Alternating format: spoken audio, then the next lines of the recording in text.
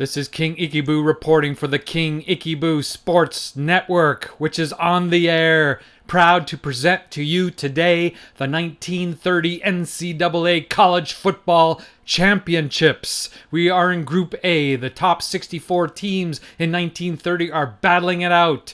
Here are the members of Group A. The number one ranked in the entire nation, the Notre Dame Fighting Irish, are 8-0. The second place team right now is the 32nd ranked Cornell Big Red, 7-1. 16th ranked Georgia, 4-4. 33rd ranked Marquette, 4-4. The top four teams in the group make the playoffs.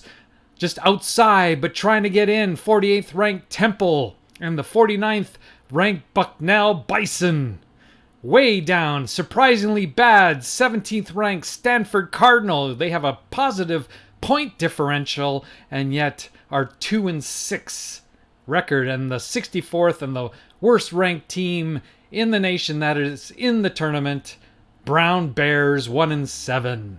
So we're going to play some big games for you today. We're in week 9 of the college football season for Group A, and we have some classic matchups. We'll start on the bottom, probably the worst matchup. 64th ranked Brown Bears hosting Bucknell. This is a big game for Bucknell. If they win this game and get some help from Stanford beats Marquette and Notre Dame beats Georgia, both very probable or possible scenarios, then Bucknell, surprisingly the 49th ranked team, would be in the playoffs.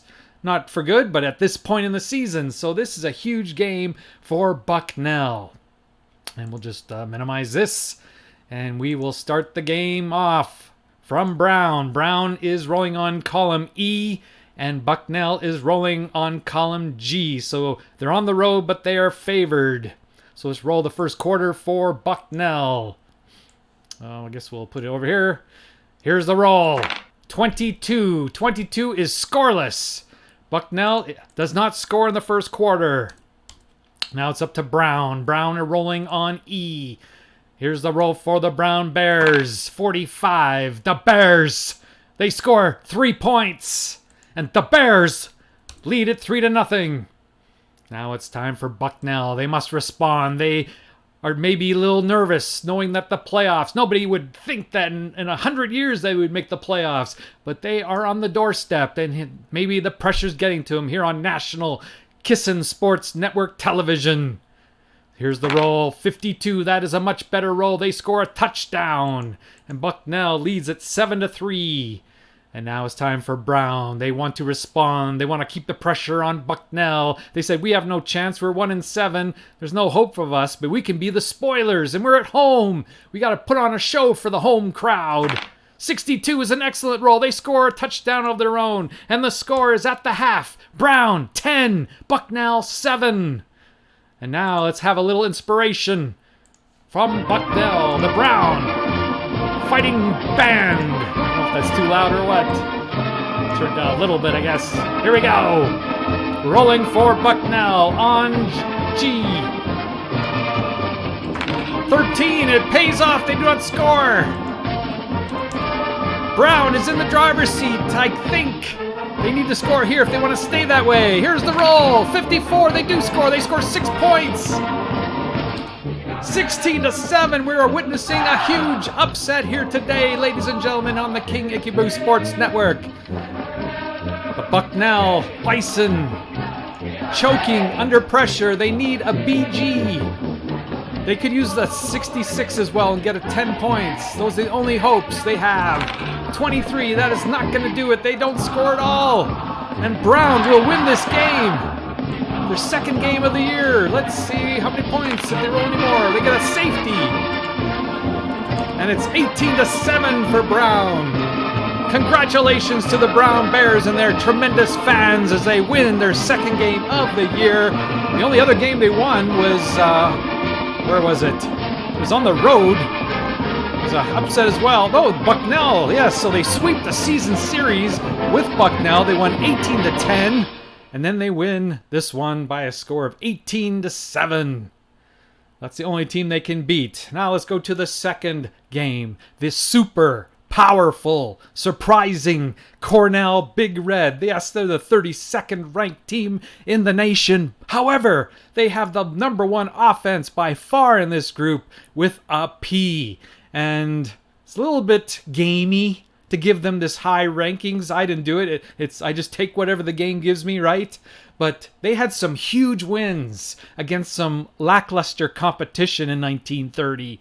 Some Division II teams they just destroy by scores of 60 to nothing and things like that, which kind of inflated their standings, their ranking, their ratings a little bit, or quite a bit actually. And that's how come they have these huge ratings. But they still were a good team, and they are proving to be a juggernaut here in this group, giving Notre Dame everything they can handle. And let's see if that continues. They're going up against Temple, who has been hot as well. They won last week's game, 31-19 over Georgia. And then they just lost by 1 point to the #1 ranked Notre Dame. They had the lead. Well, no, they had the lead early. No, they didn't at all. What am I talking about? They came back, and they just got within 1 point there. And then Temple beat Brown, of course, 26-17. That was easy. And they beat Stanford 17-20. But up to that, they were struggling. They lost to Bucknell. They lost to Marquette. But they've been hot lately. They lost to Cornell, so they had a 3-game losing streak. And they lost 4. They were 0-4. And now they're on the verge of the playoffs. So they need to keep it going here. If they can pull up this huge upset against Cornell, that would go a long way of putting them in the playoffs of top 4 teams. Here we're going to roll. They're rolling on J. It's PJ. I should be able to remember that. So we're going to roll on P. We have to go to the big boy chart for the powerful Cornell Big Red. Here is their first quarter roll. It is a 31. 31 gives them 6 points. Even bad rolls give people on P a decent number of points. Now it's time for Temple. Temple will roll on J. They need some huge rolls. They need at least a 34 to match Cornell's point total of the first quarter. Here's the roll, 61. They will do more than match. They will usurp it with a touchdown, and they lead it 7-6 after 1 quarter. But Cornell, if you look at their history, they were losing to Brown in yesterday's game all the way up to the 4th quarter, and they get 14 points, and they won it. And then the game before against Stanford, the 2 worst teams so far in this group, they were down to Stanford at home, and they got 14 points in the final quarter. So they always do this. They make it look like there could be an upset, and then they pull off the big points in the 4th quarter and win. The only game they have lost so far was at Notre Dame, as nobody has beaten Notre Dame. But this was a classic ball game. That was 24-16 for Cornell at the half. And then Notre Dame had the big 3rd quarter to pull ahead, and Cornell could not answer in the 4th quarter and lost by 6 points. They did tie it, but then Notre Dame, who had the last roll, got 6 and won the game. So let's see what happens here today. Temple's going to do everything they can to win this game here today at home in front of the Owl fans. Here's the roll upon P. They're hoping, crossing their fingers for a low roll. Here it is. It's 12. That's as low as you can get. If you get 11, you still get a safety. But 12, you get nothing. That's the only number on this column that is blank. And they get a blank. But as we've seen many times, Cornell has a slow start and just rolls like a steam train in the second half. Here is Temple hoping for a big number to go to the halftime with a big lead. They're leading by 1 at the moment. They need at least 22 to score, and they're hoping for more. Here is the roll. 24. They do score, but it's not as much as they wanted, just a field goal. So the halftime score, they had Cornell by the jaws. But they could not take advantage, and they only lead by a score of 10-6. Knowing what Cornell does in the second half, that is probably not enough. So let us give some help to the Owls with their fight song. Here we go. I think this one's a little softer. Let's go Owls in the second half. Rolling for Cornell on P. Here's the roll, 23. That is 6 points. Normally you think, oh, that's a good roll, but they still scored 6 points on a 23. and they are ahead 12-10. Now it's up to the Owls. They need a huge roll if they want to win this game right now. Here's the roll, 52. They score a touchdown, and they retake the lead going into the fourth quarter by 5. Everything is now on this fourth quarter roll. This is where Cornell has really come through every time. Here is the roll, 66. You can't get a higher roll than that, and they do it again. The pattern. They're saying we can play with them play with owls, little birds with our paws, and toy with them. And now they have a 16-point lead. The Owls need a miracle now. They need a BG. 14 points won't even do it. Here is the roll, 42. They score 6 and they lose it once again by 10 points. Cornell 33, Temple 23. Now we go to the game. Stanford, if they want any hopes of making the playoffs, they have to run the table. And that will start today at home against the Golden Eagles of Marquette, the 33rd ranked team, sitting in the playoffs, tied for third place. And they will only roll E because of the defense and home field advantage and strength of schedule of Stanford. This is why it's so surprising that Stanford's been so poor, because they have really good ratings. K-1. They take Marquette down from a G to an E with their home field advantage and the strength of schedule. The way the strength of schedule works, each schedule is given a rating, and Stanford has a rating of 11, which is second best, tied with Georgia in the group, and Marquette only has a 6. So you go to the chart. There's a chart here, and where'd the chart go? I must have lost it. Somehow I didn't save it with the chart. I had the chart in there. So now I screwed up my, where am I here? We had Bucknell. Just have to scroll over. There we are. Get back here. So there's a chart that shows you if there's a gap of 5, then there's a certain value. It's right here. I will show you in case you're curious. If you're not curious, then that's fine too. But they had a 5-point differential, right? 11-6. So in that case, if there's 6 or less, there's no modifications. If it's 7-10, the higher seed or higher scheduled team gets +1, and the lower one gets no modification. If it's 11 or higher, the higher modded or the higher strengths of scheduled team gets +1, the lower gets -1, and so on and so on. So there's no actual modification here, but the home field advantage gives Stanford, puts them down, Marquette down to a E. K -2 or -1, and strength of schedule puts them down to an E. So let's roll now for the Golden Eagles of Marquette. They're rolling on E. This is a must game for Stanford. Here is their roll. That's a 51. They will score 6 points. 6 points for Marquette. Now we roll on J for Stanford. They have quite a few. 1, 2, 3, 4, 5. Better column than Marquette. You'd think they would have the advantage. 34. It's not a very good roll, though, but they still score 6 and tie the score at 6 after 1 quarter. Here's Marquette, their second quarter roll. It is a 12. That is the worst roll you can have in the game, and they are scoreless. So Stanford has a golden opportunity now to take the lead going into halftime. Here is the roll, 34, and they score another 6 points. Whether it's 2 field goals or a missed extra point touchdown, we will never know. So we go to the second half. It's 12-6. Let us go to the Stanford fight song for the second half. We're rolling for Marquette. They need some rolls if they want to win this game and stay in third place. 43, that's better, but it's only a field goal. Stanford with their band behind them want a huge roll right here to put this game away. All right now. 14 is bad. Let's see, and they missed the BG, so this is anybody's game still. It's only a 3-point game. Marquette has a chance. They're rolling on E. The band is not helping them. 64, huge roll. 7 points. Marquette takes the lead by a score of 16-12.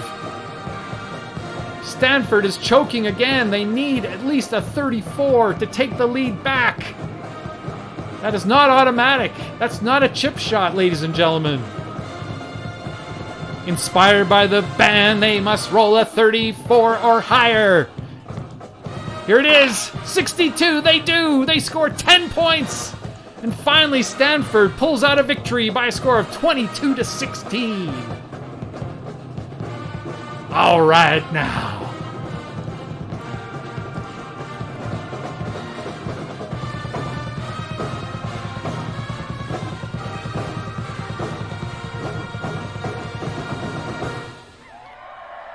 Yes, Stanford pulls it out of the fire, and they go to, what are they now, 3-6 on the season. And now the game of the day from Athens, Georgia, the #1 ranked team, not only of Group A, but of all the groups of the nation. The national champion Notre Dame Fighting Irish are in Georgia in this huge, huge game.